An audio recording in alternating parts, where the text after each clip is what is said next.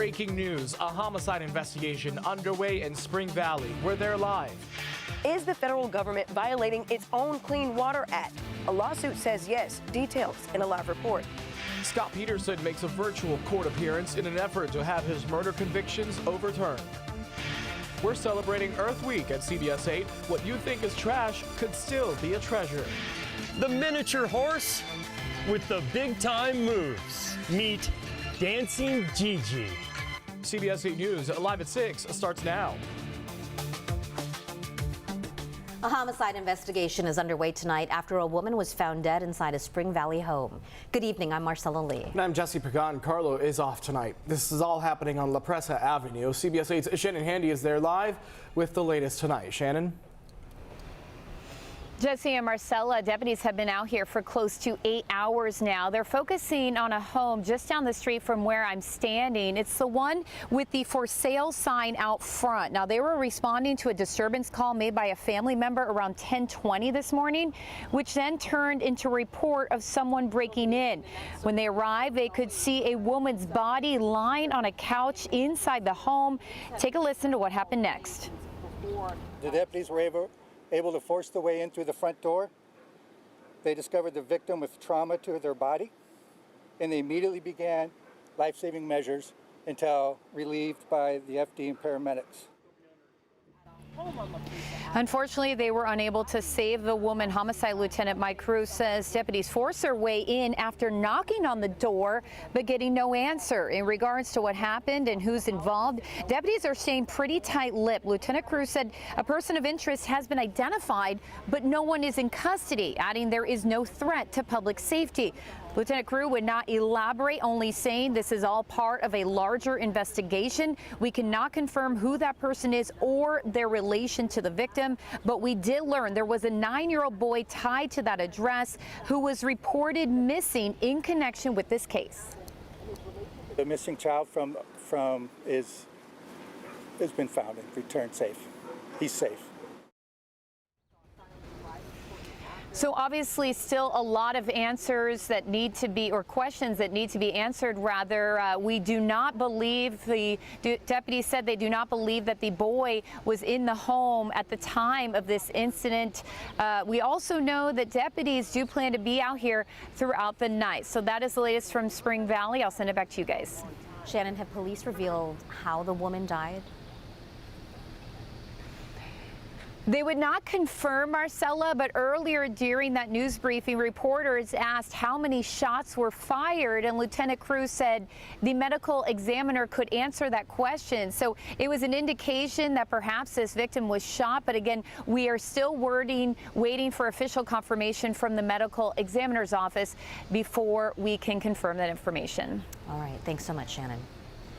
The former teacher of the year accused of having inappropriate relationships with 2 students is getting a new defense attorney. Today, Jacqueline Ma was back in court for a readiness hearing. Her decision to get a new attorney has forced the date of a trial from April to be changed. Ma is accused of sex and lewd acts with 2 12-year-old boys who were students at the school that she taught at. That was in National City. Ma is expected back in court at the end of May. Convicted killer Scott Peterson appeared in a Bay Area court today for a hearing in his bid for a new trial. CBS 8's David Goffredson reports the Los Angeles Innocence Project has made a motion for new DNA testing on evidence in the case. Good morning. We are on the record in the matter of the People versus Scott Lee Peterson. Appearing remotely from prison, Scott Peterson answered a couple questions from the judge Tuesday in San Mateo County Superior Court. Mr. Peterson, can you both see and hear the proceedings? Yes, I can. Thank you, Your Honor. And do we have your consent to appear via Zoom this morning? Absolutely, Your Honor. Thank you. All right. Thank you. Peterson was convicted in the 2002 killing of his pregnant wife, Lacey Peterson, and the couple's unborn son, Connor. Their bodies found months later in San Francisco Bay. Defense attorneys from the Los Angeles Innocence Project now claim a burglary at a neighbor's home may be related to Lacey's disappearance. And they want new DNA testing on a mattress inside a burned-out van found 1 mile from Peterson's house in Modesto the day after Lacey went missing on Christmas Eve 2002. Mr. Peterson has two objectives. One is to get the discovery and the DNA testing that we're requesting as soon as we possibly can. The second objective is to protect the integrity of our investigation that is ongoing. The California Supreme Court overturned Peterson's death sentence in 2020. He was resentenced to life in prison without parole. Ultimately, the defense is going to make a motion for a new trial. So they're laying the groundwork right now. Defense attorney Paula Canny is not affiliated with the case. She told reporters outside court the prosecution may order its own DNA testing on the evidence rather than wait for a court order. I mean, that to me is the most practical thing, is just do the DNA testing. And then depending on those results, there'll be other motions. A hearing is set for May 29th on the motion for DNA testing. Peterson grew up in San Diego and attended the University of San Diego High School. He was arrested in 2003 near Torrey Pines Golf Course. He had dyed his hair blonde, and police found $15,000 in cash inside the car he was driving. David Gottfredson, CBS 8. A state appellate court has upheld the murder conviction of a former Camp Pendleton Marine. Juries convicted Adam Baruchian in two separate trials for the New Year's Day 2019 crash on Highway 76 that killed 29-year-old Christopher Williams. During his first trial, a jury found him guilty of gross vehicular manslaughter and DUI, but could not decide on a second-degree murder charge. That led to a second trial, which found Baruchian guilty of murder. He now claims his second trial violated double jeopardy protections. An environmental group is naming the Tijuana River one of the most endangered in the U.S. The nonprofit organization American Rivers made the distinction in a new report out today. The Surfrider Foundation hopes the new report will turn even more federal attention toward the cross-contamination and pollution in the Tijuana River Valley. It's also a national security issue.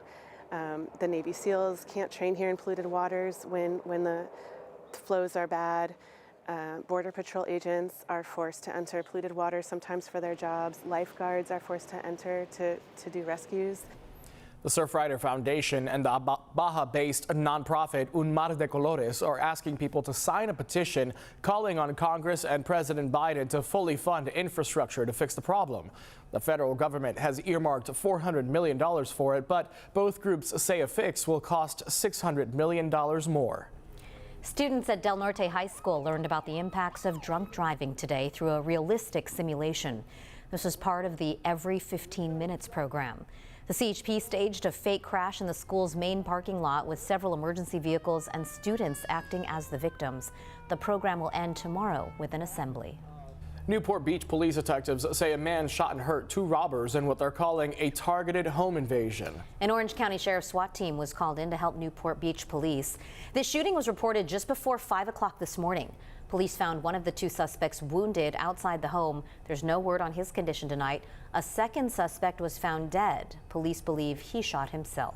Meantime, a woman is safe after Newport Beach firefighters rescued her from the bottom of a canyon. Look at that.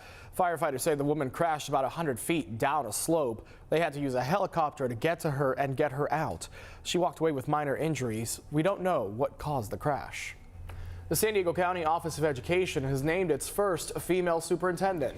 Gloria Cerizia will succeed Paul Gothald after announcing his retirement after serving 7 years in that role. Cerizia is currently the Assistant Superintendent of Student Services and Programs. She joined the Office of Education in 2021. She's anticipated to assume the position of superintendent on July 1st.